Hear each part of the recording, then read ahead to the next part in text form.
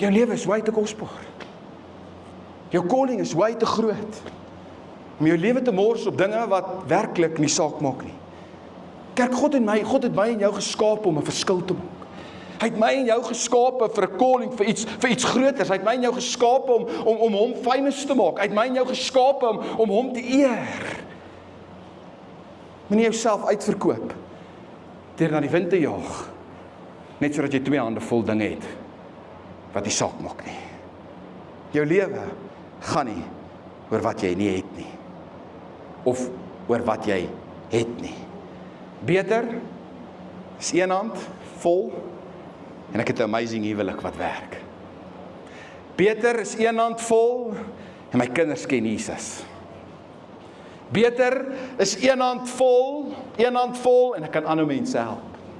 Beter is 1 hand vol en ek het intieme vriende met wie ek dinge kan deel en ek hulle kan vertrou. Beter is 1 hand vol en ek het goeie invloed by die skool waar my kinders is en ek het goeie invloed by die werk. Beter is 1 hand vol en ek het geld oor as wat ek 2 hande het. Ek kan nie in die aande slaap nie.